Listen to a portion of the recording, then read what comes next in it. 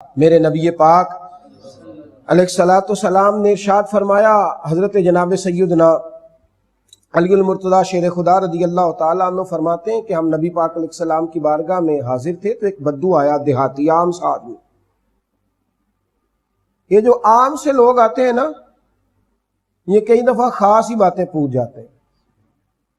عام سا بندہ آیا دیہاتی، تو آ کے نا اس نے فٹافٹ 2 سوال کر دیے۔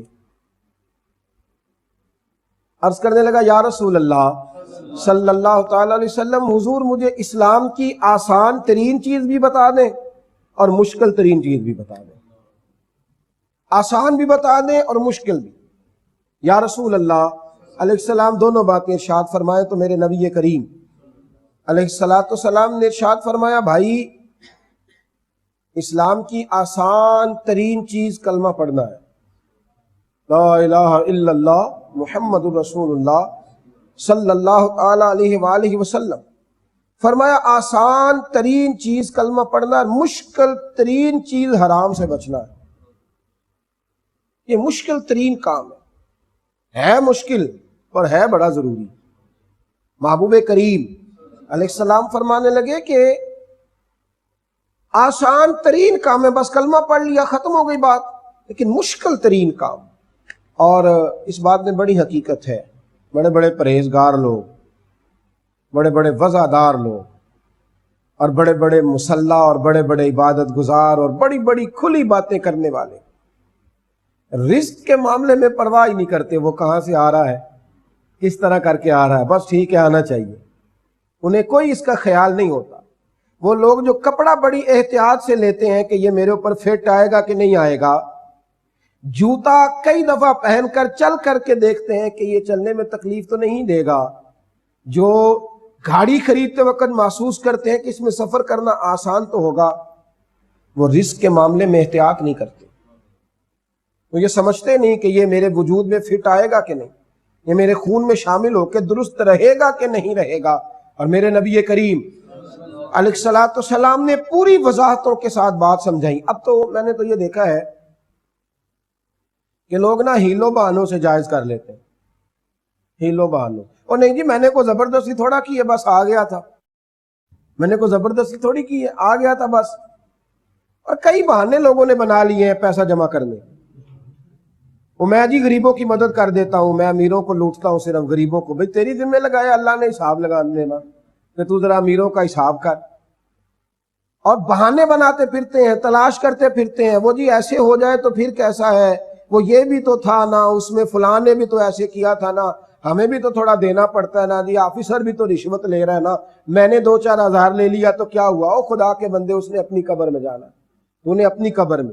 یہاں واضح پتہ چل جاتا ہے کہ حرام ہے، اس کے باوجود لوگ بہانے تلاش کرتے ہیں۔ اور میرے نبی پاک علیہ الصلوۃ والسلام نے فرمایا ایک حلال ہے وہ واضح ہے، ایک حرام ہے وہ واضح ہے، ایک حلال ہے وہ واضح ہے، ایک حرام ہے وہ واضح ہے۔ اور حضور فرمانے لگے ایک میں شک ہے، پتہ نہیں حلال ہے کہ پتہ نہیں حرام ہے، تو حضور فرماتے ہیں تم نے شک والی چیز سے بھی بچنا ہے، مسلمانوں شک والی چیز سے بھی بچنا ہے۔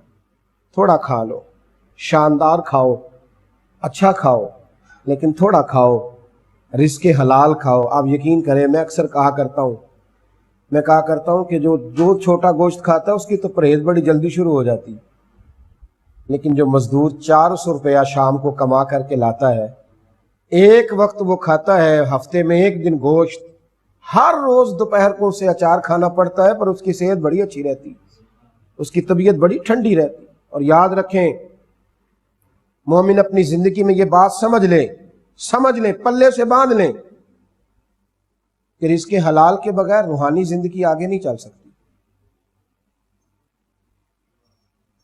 روحانی زندگی آگے نہیں چلے۔ میرے نبی پاک علیہ الصلوۃ والسلام نے ارشاد فرمایا کہ جس شخص نے 10 درہم کا کپڑا پہنا اور 1 درہم اس میں سے حرام کا تھا، نقطے کی بات ہے اور سمجھنے کی، 10 درہم کا کپڑا خریدا اور 1 درہم اس میں سے حرام کا تھا، یعنی پورے 10 حرام کے نہیں، 9 حلال ہے 1 حرام ہے، فرمایا 1 درہم اس میں حرام کا تھا، وہ کپڑا پہن کے وہ جتنی بھی نمازیں پڑھے گا اللہ ایک بھی قبول نہیں فرمائے گا۔ ایک ہے کل حرام کی کمائی کا لباس پہننا، ایک ہے کہ اس میں آمیزش ہو گئی 1 دینار کی۔ رسول کریم علیہ الصلوۃ والسلام ارشاد فرماتے ہیں کہ اللہ اس کی نماز کو قبول نہیں فرمائے گا۔ حضور گزر رہے تھے تو ایک آدمی رو کے دعا مانگ رہا تھا، رو کے، بڑے درد سے دعا۔ آج بھی شکوہ ہے نا لوگوں کو، دعائیں قبول نہیں ہوتی۔ میرے نبی پاک علیہ السلام رحمت للعالمین ہے، رو کے دعا مانگ رہا تھا تو میرے محبوب نے فرمایا جب تک اس کا جی چاہے یہ دعا مانگے اس کی قبول نہیں ہوگی۔ یا رسول اللہ صلی اللہ علیہ وسلم کیوں؟ فرمایا اس لیے کہ جو کھا کے آیا ہے وہ بھی حرام کمائی کا ہے، جو پی کے آیا ہے وہ بھی حرام کمائی کا ہے، جو کپڑا پہنا ہے وہ بھی حرام کمائی کا ہے۔ تو جب اس کا پورا وجود حرام کے ساتھ پلا ہوا ہے تو پھر اس کی دعا کیسے قبول ہو؟ روحانی زندگی کے لیے شرط ہے۔ یہ سارا زمانہ پوچھتا پھرتا ہے نماز میں دل نہیں لگتا، تو بتائیے اندر روٹی حلال جاتی ہے، پانی حلال جاتا ہے، کپڑا حلال جاتا ہے، جس مکان کی چھت کے نیچے لوگ رہتے ہیں وہ حلال کمائی کا ہے؟